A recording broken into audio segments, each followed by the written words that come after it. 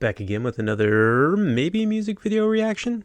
Today we're checking out some more REN, and if you aren't familiar with REN, you need to get caught up because he is an awesome, relatively new musician to me, but he's been around for a little bit of time, and it's hard to really even define his style or genre. He kind of transcends most of those with his ability to do pretty much whatever he wants to. I mean, he can rap, he can sing, he can play the guitar, the piano, like all the different things he can do. Everything he does is really art. I mean, that's something you can definitely say. It's super artistic, and there's a point to it, and it's very well thought out. And it's something that I've really appreciated about him as I've been experiencing more of the stuff that he's got to offer. And he's been coming out with some new, really cool stuff. Some of it's, again, not necessarily just like music. It's almost like some poetry in there and mixed with really cool videography and like effects and just filmmaking in general. And you guys did tell me that a new one just popped up. I'm not exactly sure what it is because it's almost like a 9-minute video. And it's just called Eden. So you know what? I'm not even going to look into this anymore. I'm just going to experience this and see if we can figure out what's going on here in the mind of REN, which I don't know that that's going to be something easy to do, but let's give it a shot. All right, let's do it. Let me tell you a story as old as time, the story of Adam and Eve. It starts with a God who wanted more. God had just created the heavens and the earth.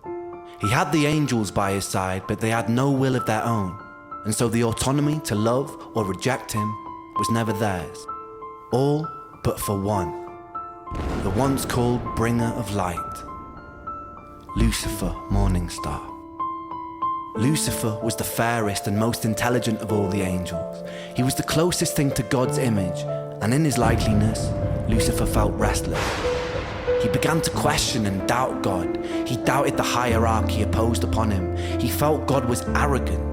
In his frustration, Lucifer built a throne that stood even above God's and declared mutiny. A war ensued. God, being all-powerful, came out the victor and banished Lucifer from the heavens and exiled him to earth. Once again, God was alone with his power. Perhaps from loneliness, perhaps from curiosity, perhaps from a desire to share love, God began to work on his greatest project yet, a being that would mirror himself. The human, two humans specifically, Adam and Eve. They were placed inside a paradise built for them on earth, the Garden of Eden. In the garden, God placed a tree that bared fruit that would grant anyone who ate it powers bestowed only to a God, to tell good from evil, left from right, to live righteously or to sin. He named this the Tree of Knowledge. God told Adam and Eve they could eat whatever they wanted in the garden, but never the fruit from the Tree of Knowledge. And if they disobeyed him, it would be punishable by death. The basic way the story of Eden is told is that Eve was tempted by Lucifer in the form of a serpent to eat a fruit from the Tree of Knowledge. Convinced, she bit the fruit, she passed it to Adam, and he did the same. Suddenly, ultimate knowledge filled their minds, and they realized they were naked and felt shame. God discovered this betrayal and felt anger. He exiled Adam and Eve and cursed them with the life of a mortal. They would work, they would bear children, and they would die. The fate of a human. Now look deeper. In the story, the serpent tempted me by telling me I would gain ultimate knowledge and that God would spare me. Both were true. This wasn't some great deception, meaning that Satan, in the likeliness of God, perhaps understood his intentions. In fact, the only lie uttered in the Garden of Eden was by God, who did not end up condemning Adam and Eve to death. This could be seen as an act of mercy, but the sheer fact that the tree existed and that humans were initially cut off from this knowledge may imply some part of God was afraid that if humans were granted the gift of perception, they, like Lucifer, would have the power to reject him too. The fact that there stood a beautiful tree that could grant this knowledge in the first place implies that a small part of God, supposedly all-knowing, perhaps wanted and intended the humans to bite too. In the Bible, Satan was an exiled angel of free will. Humans are exiled descendants of Adam and Eve, also with free will. Not only have we shared a similar fate to the devil, we were also both constructed in the image of our Creator. Constructed in the image of our Creator. Meaning our behaviors, in some shape or form, imperfectly echo his. We could assume that this kind of God has his doubts, but as the most powerful being in the universe, he has no one above him to turn to with questions, and no one to doubt but himself, and incredibly lonely and isolating existence.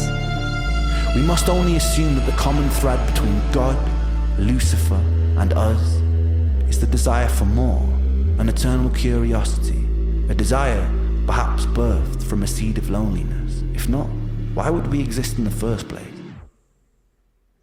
The constantly looping bittersweet irony is whether gifted by some omnipotent God or simply a byproduct of billions of years of evolution, here we stand in 2023 as creatures with free will, the only creatures that understand and define good from bad, creatures with the potential of a God. And what do we do with that free will, my friends? We willingly walk to the edge of a cliff. In the name of progress, we jump off the precipice. The empires we build ravage the earth. The natural order of things are necessary to survive. Any systems which do not honor homeostasis eventually perish. Our free will overrides our own biological instinct. We can take more than we eat. We can kill more than we need. We can willingly create weapons with the potential to burn everything we've built to the ground. We willingly decide to bow at the altar of greed, the most insidious and destructive of all sins. We put our faith in corporations who pose as rulers. We willingly allow ourselves to be led by outdated power systems ran by corrupted politicians and bloated dictators who claim domain and dominion over an open and free land. We willingly elect the corrupted when the decision was always ours to build something better. We willingly create and impose separation because of beliefs that we are force-fed through our phones and television sets. We always had the will to reject these things, but we adhere to them as though they were the laws of physics. War, famine, pestilence, greed, these aren't things imposed upon us by an all-powerful God or by his demonic adversary. They are here because of us. Not because of free will, but because of our inability to use it. We must be motivated to be better, not out of fear of punishment of an eternal damnation, but because the choice exists, because we love ourselves, because we have the power to absolve ourselves of so much unnecessary suffering. Take a second to be in this very moment. In this moment, how much suffering is happening all over the planet right now? How many people are dying of illnesses that could have easily been cured, but aren't because of the selfishness and greediness of humanity? How many people break their backs and reject their own passions to simply afford bills and food? How many of us crave distraction from existence? How many of us numb that pain in whatever way necessary? How many children are being abused? How many people sleep cold and hungry on the streets? How many of us become cogs inside a machine that is destroying itself? How many soldiers have been forced to fight in meaningless wars? How many humans have killed for ideals they don't believe in or understand? How many people have died for the greed of another man? And how much of this was avoidable? As written in the Bible, Satan was not condemned to hell.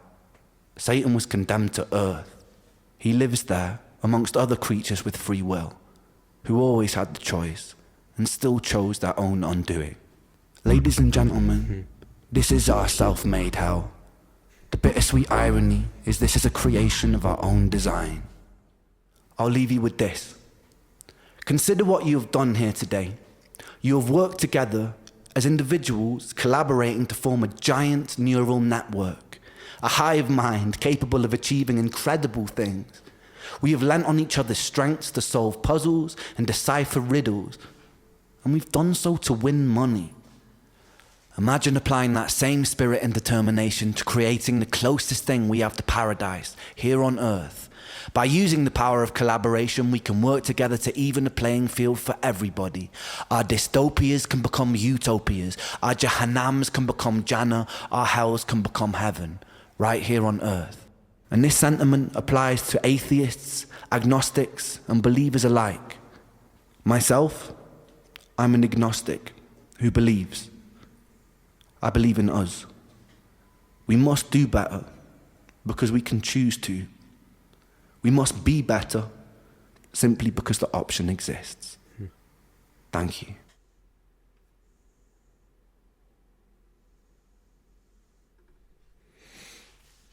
Okay, so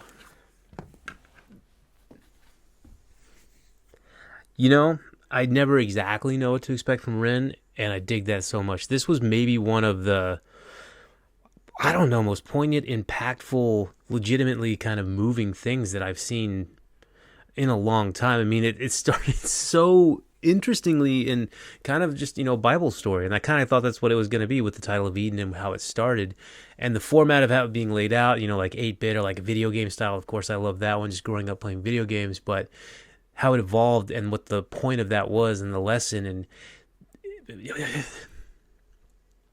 this is, to me, where Ren is different than a lot of other folks. I mean, Ren is trying to really highlight the cons of everything that's going on, but also the pros, and highlight what can be done as opposed to just highlighting all the things that are wrong, which there's a lot of people that are bringing things to light that it is important to do that as well. But we also need to find the positives and see if there is a solution there. And, his solution, and ultimately, again, what I do dig as well is no matter what your religion is, who you believe in, or if you believe, or anything like that, this message seems fairly universal in the fact that ultimately it just comes back to it's us. Like whatever happens, it's on us. It's what we do.